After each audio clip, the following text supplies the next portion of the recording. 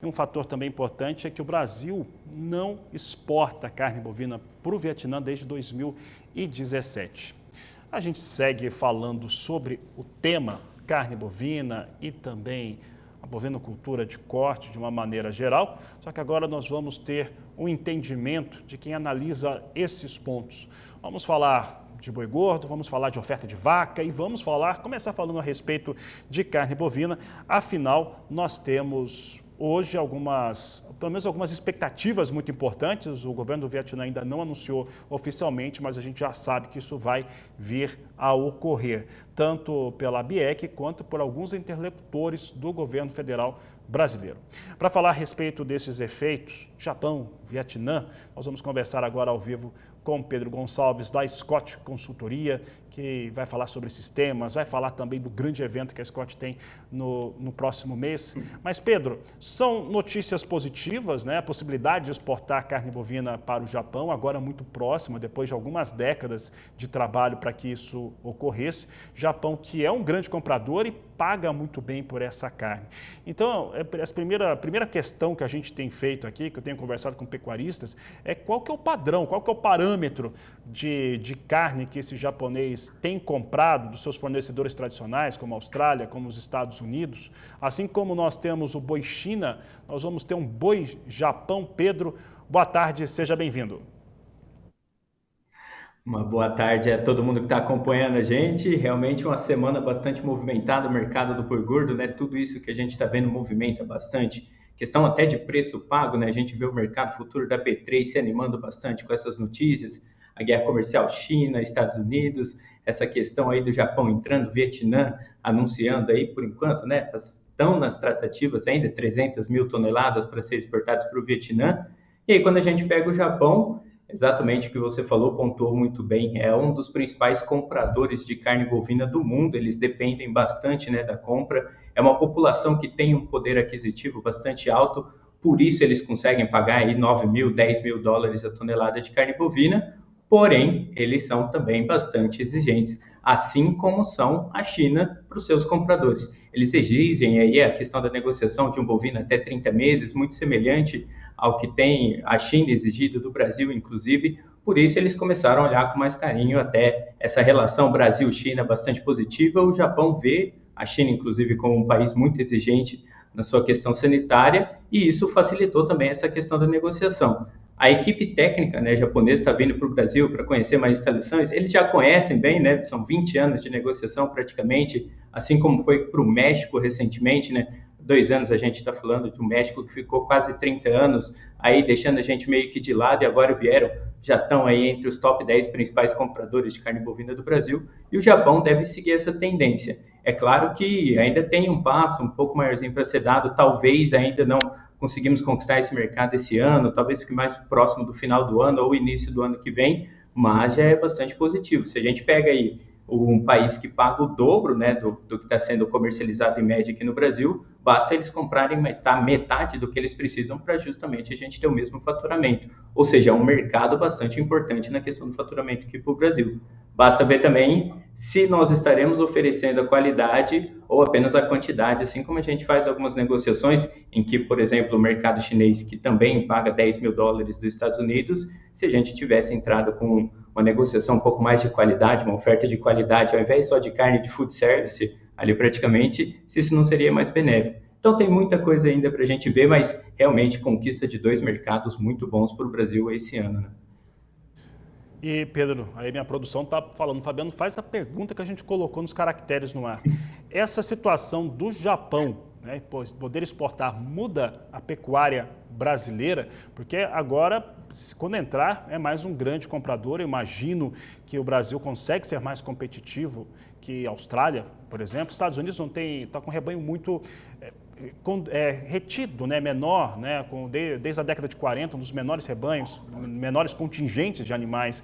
Então, eu imagino que a Austrália, o Brasil consegue ser mais competitivo que a Austrália. A gente pode ver um volume de carne total exportada maior e a gente vê uma mudança também aqui no fator da cadeia produtiva de uma maneira geral, Pedro?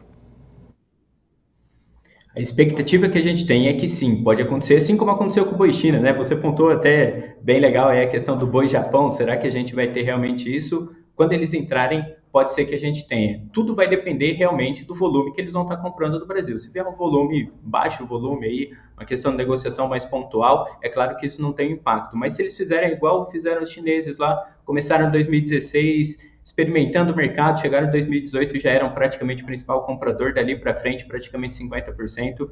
Se o Japão vier aí com uma fatia 10, 15% da nossa exportação, o que inclusive é bastante, né, se a gente vê o volume que a gente consegue exportar, pode ser que isso tenha um impacto bastante significativo. E se não vier com um volume muito grande, mas chegar muito firme em uma região, pode ser que a gente tenha um desenvolvimento de uma região que seja totalmente diferente. Até se a gente pega alguns dados aí em relação a todo esse desenvolvimento que a gente teve após o boi China, né? Desde 2016, a cada 5 anos, a nossa produtividade média aumenta em uma arroba por bovina batida, né? A gente vê os últimos 10 anos sendo abatido 16 arrobas e meia, agora nos últimos 5 anos 17 arrobas e meia. A gente começa agora um período em que a nossa produtividade tem aumentado. A gente já chegou até a comentar a questão da genética entrando bastante, os avanços produtivos que os produtores têm.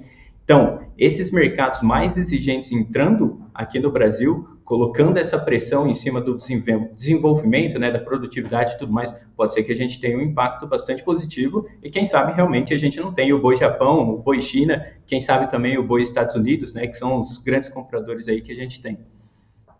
Muito bem, Pedro. Pedro, agora vindo mais para a questão doméstica brasileira, nós temos observado, ainda que ela esteja muito expressiva ainda, pelo menos quando se considerava que uma mudança de ciclo total ocorreu no final de 2024, dá para se considerar que se esse ciclo mudou, ele está mudando aos poucos, porque a gente tem muita oferta de fêmea disponível no mercado, até acima daquilo que a gente considera natural em relação a descarte daquelas que não emprenharam. Né?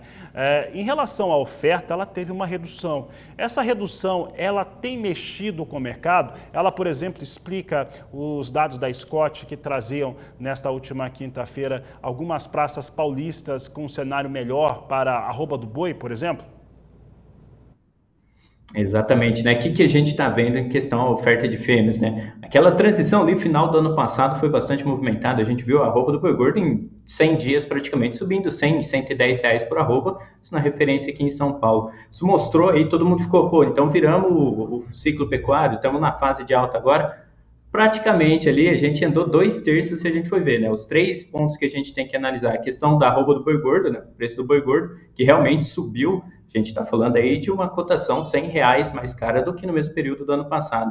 Questão da reposição, né? A gente está vendo o bezerro que realmente se valorizou. Se a gente pega a arroba do bezerro aí hoje na faixa dos 380, 385 reais por arroba de bezerro. O último que falta realmente é a questão da participação de fêmeas, né? Que é o último ponto para realmente a gente declarar, ó, mudamos de fase do ciclo pecuário. E o que está acontecendo? A gente vê aí desde janeiro, fevereiro, praticamente uma participação de fêmeas no abate acima de 40%, que realmente você comentou é até meio que anormal, né, do que a gente está vendo. Mas o final do ano passado, aquela seca, a questão do incêndio, tudo acabou atrasando bastante a estação de monta. Aquelas vacas, novilhas que eram para ter sido abatidas ali por volta de novembro, dezembro, acabaram se acumulando agora para janeiro, fevereiro. E realmente o que a gente está vendo agora para março, que inclusive historicamente era para ter sido um período, é para ser um período, né, de maior participação da fêmea do abate em relação aos outros meses, a gente está vendo uma diminuição principalmente nessa segunda quinzena.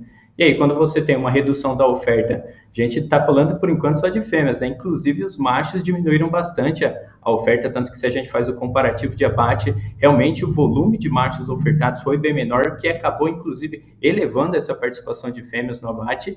E se a gente vê para esse momento uma oferta bem mais comedida, né? Uma demanda que acelera um pouco mais, inclusive surpreendeu a gente, uma segunda quinzena, a gente está falando de um poder de compra do consumidor final um pouco mais baleado, né? Porque a primeira quinzena, recebimento de salário, o pessoal sai mesmo para fazer compra, a segunda quinzena era para ser uma coisa mais morna. Realmente surpreendeu a gente com uma demanda um pouco mais aquecida, exportação nem se fala, né? 12.400 toneladas embarcadas diariamente ajuda nesse processo, e é essa oferta que vem um pouco mais enxugada. A questão das pastagens estão um pouco melhores, né? Quem tem boiada acaba segurando um pouco mais, pessoal ali também não tem boiada, acaba diminuindo essa oferta. Quem vendeu muito, né, nos primeiros meses, acabou aproveitando aquele momento de alta, vendeu bastante. O bovino ainda não está terminado para esse momento, acaba enxugando um pouco mais a oferta.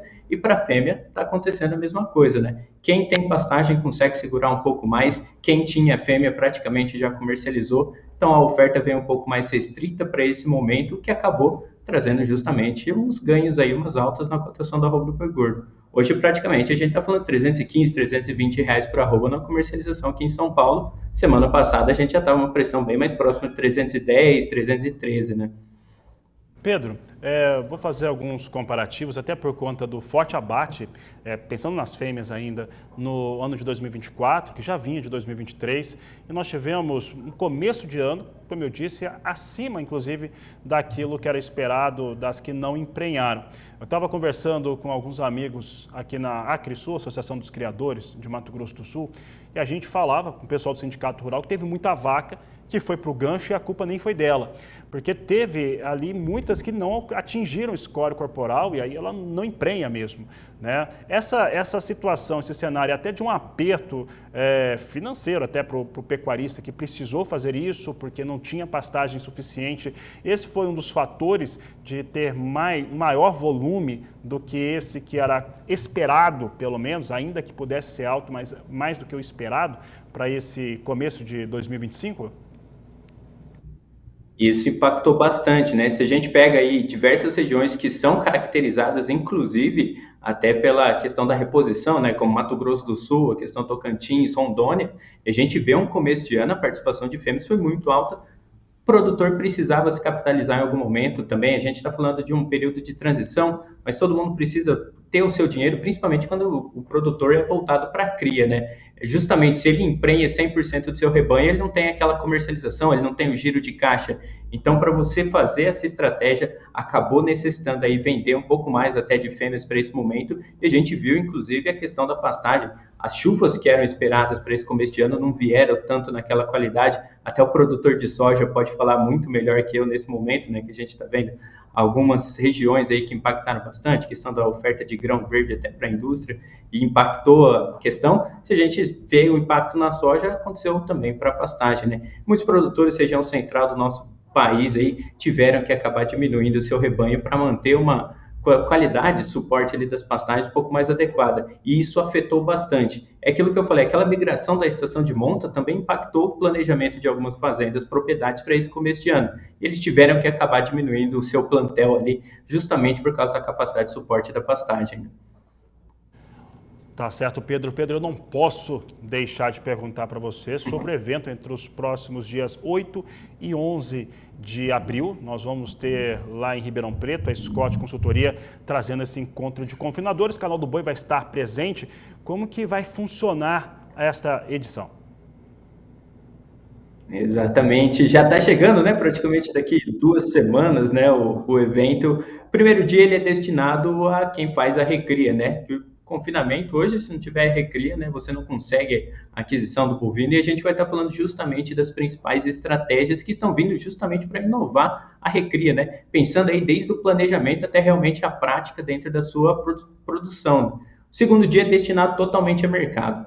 A gente fez até um dia muito específico sobre o mercado por causa de tudo isso que está acontecendo. A gente vai falar da questão das taxações, guerra comercial, esses novos mercados que estão abrindo. Muita gente vai falar justamente das classificações desses bois, né? Se a gente vai ter um boi China, um boi Japão, um boi Estados Unidos, boi Chile, boi Europa, etc. Muita coisa nova a gente vai estar trazendo, inclusive, para esse bloco de mercado.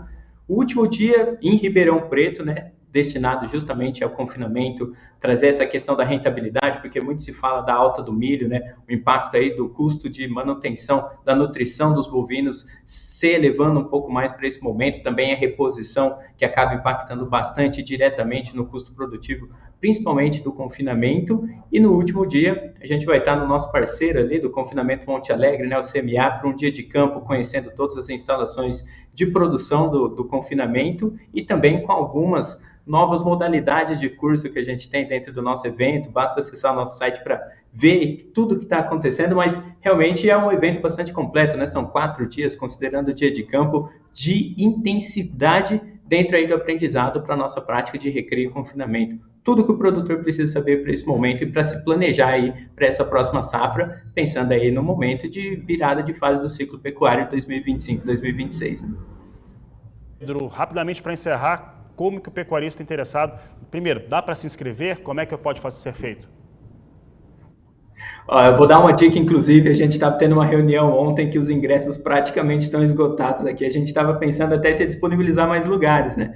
Quem quiser tem que correr atrás agora, acessar o nosso site confinamentoerecria.com.br. Lá tem todas as informações, todos os nossos palestrantes, inclusive tudo que vai acontecer no evento está lá, patrocinadores, disponibilidade, ingresso e tudo. Eu estou aqui falando abertamente, é bom correr porque os ingressos estão praticamente acabados. Talvez semana que vem a gente já não tenha mais a venda, né? Então é bom correr, garantir o ingresso e ver tudo que a gente vai disponibilizar para os nossos participantes lá em Ribeirão Preto e também em Barretos.